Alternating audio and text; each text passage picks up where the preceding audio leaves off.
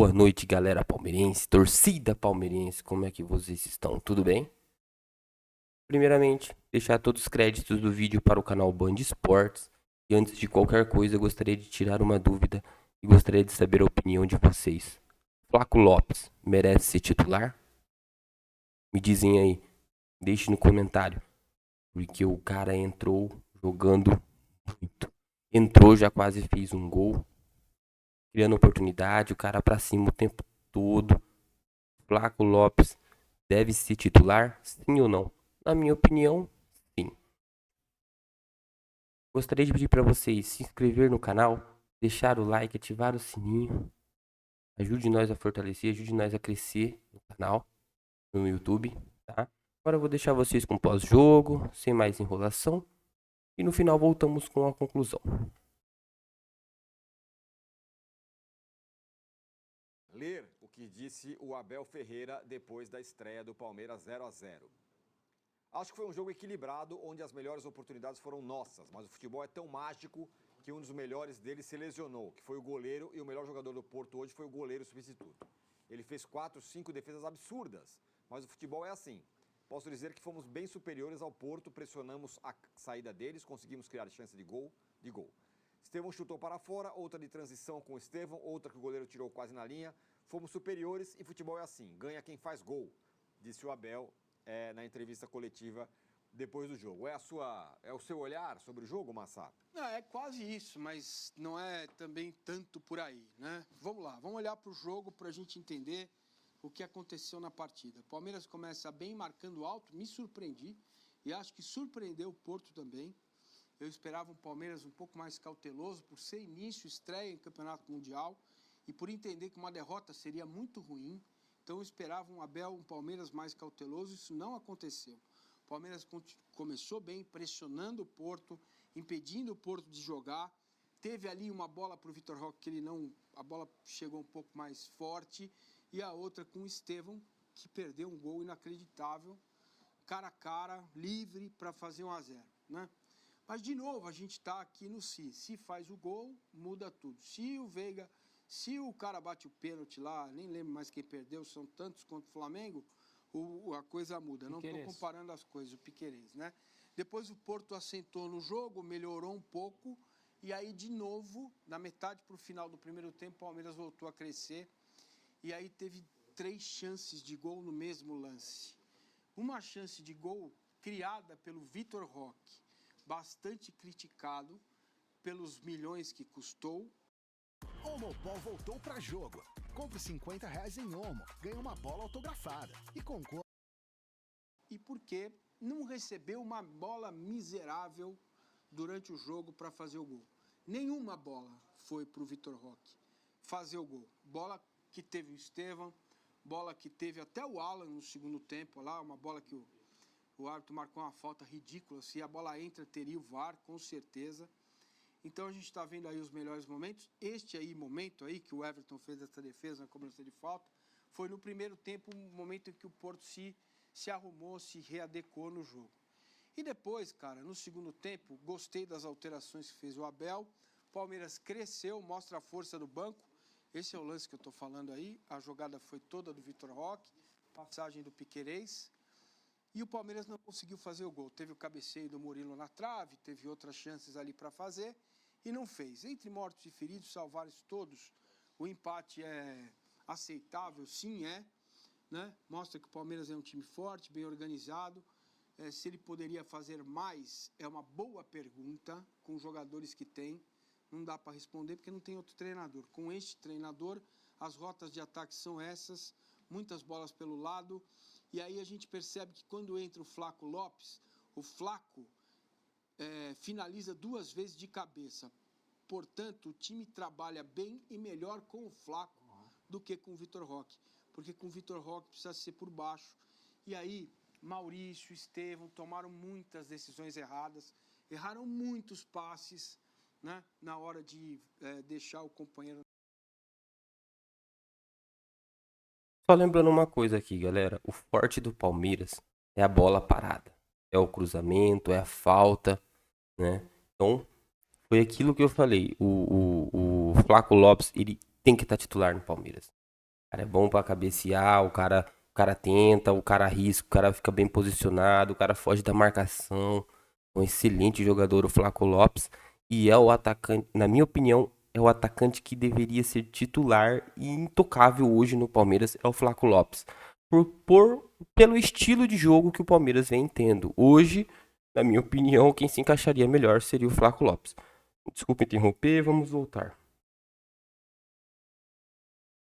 Na cara do gol.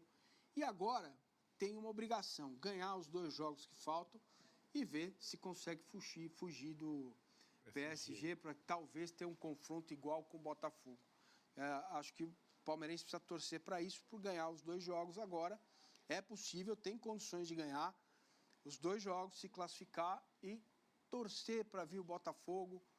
Se for o Atlético de Madrid, vai ser um jogo parecido com aquele que foi com o Chelsea, né? Que eu acho que o Atlético de Madrid também está em outra prateleira, se não está na primeira, está na segunda do futebol mundial, em termos de clubes europeus. E eu queria aqui pedir o espaço para vocês para dedicar um comentário ao que fez e o que está fazendo a torcida do Palmeiras. Muito legal mesmo. Nos Estados Unidos. Quando você coloca lá, o estádio tinha 47 mil torcedores e eu acho que, eu não sei quantos eram palmeirenses, mas muito mais da metade do estádio eram palmeirenses. Não é uma questão, a gente sabe que o brasileiro adora ganhar, né? E acho que 90%, 98% dos palmeirenses que estão lá, que estiveram no estádio, acham que o Palmeiras tem chance de ser campeão mundial neste formato. Eles foram e vão, porque há um crescimento da torcida do Palmeiras brutal. A torcida cresce nos últimos 10 anos e também há outro fenômeno, que são uma organização da torcida do Palmeiras na Irlanda, no Canadá, nos Estados Unidos, com torcidas e consulados que fizeram um trabalho espetacular para que o Palmeiras tivesse o apoio que teve. Eu me senti muito representado, como se eu estivesse lá diante de um estádio que parecia o Allianz Parque. Não era. O Palmeiras estava nos Estados Unidos, a gente sabe quanto custa para chegar lá.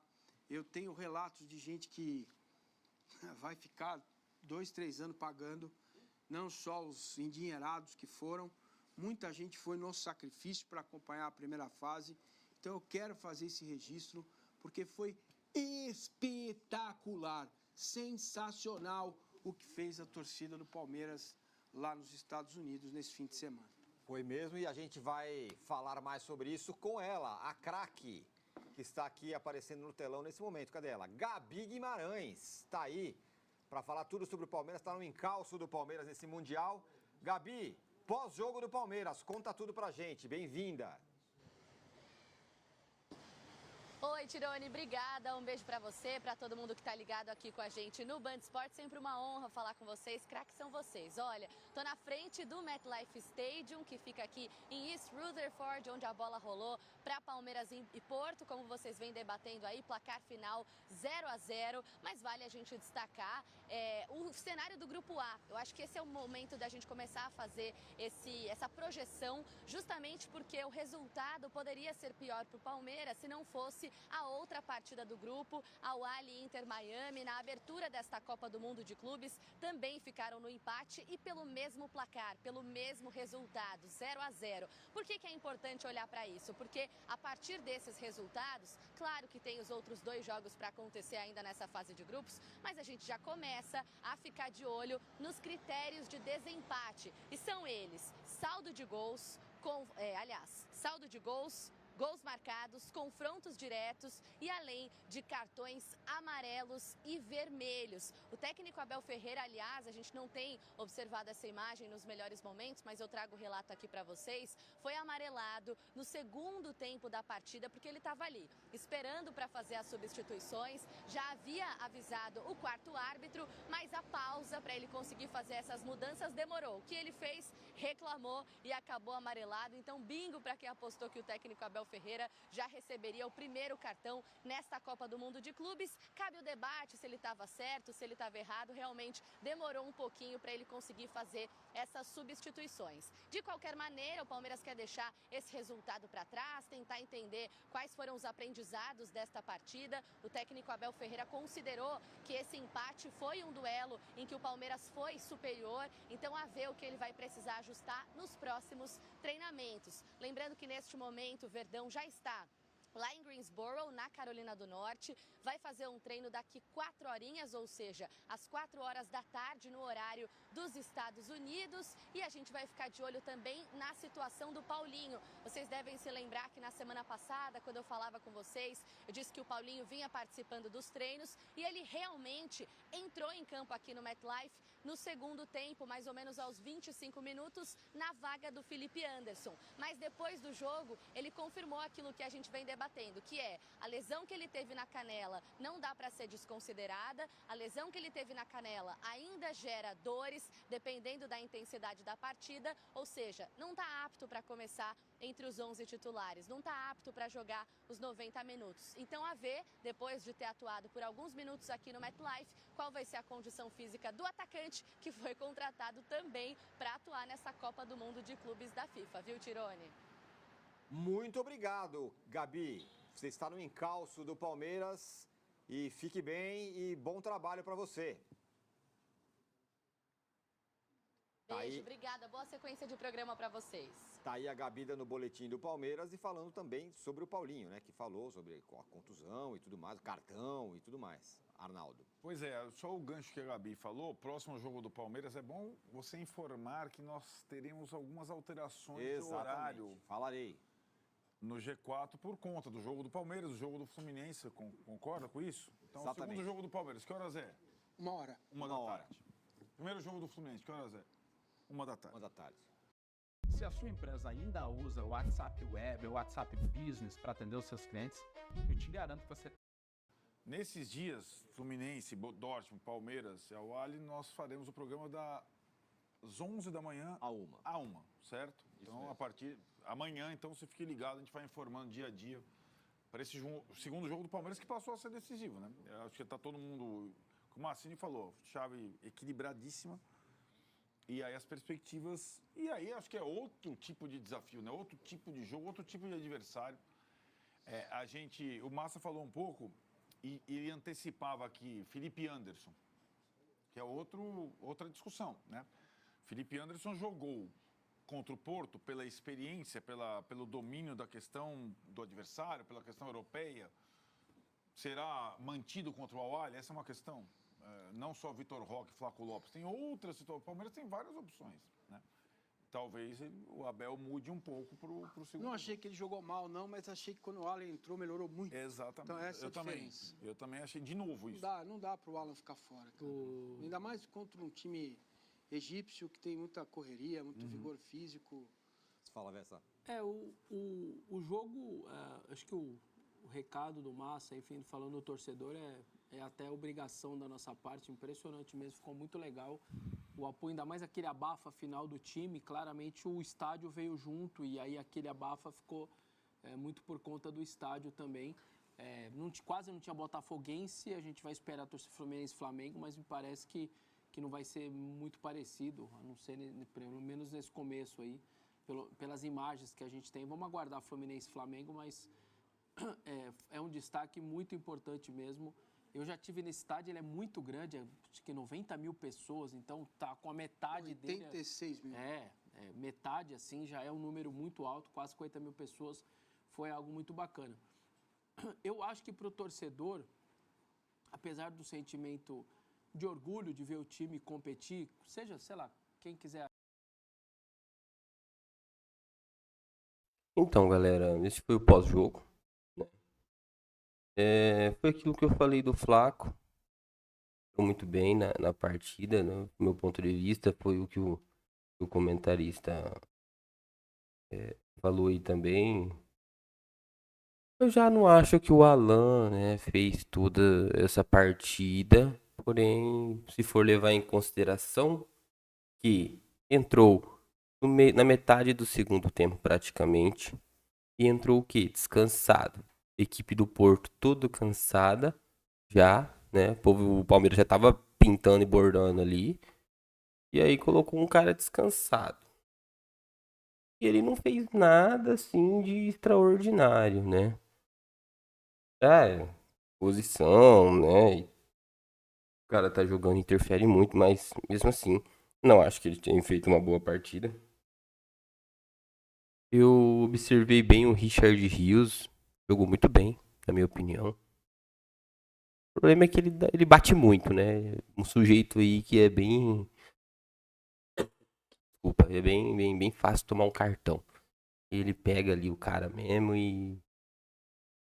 Mas ele jogou bem, fez uma boa partida. Né? O preparo físico do Palmeiras tá fora do comum. Os caras tá voando.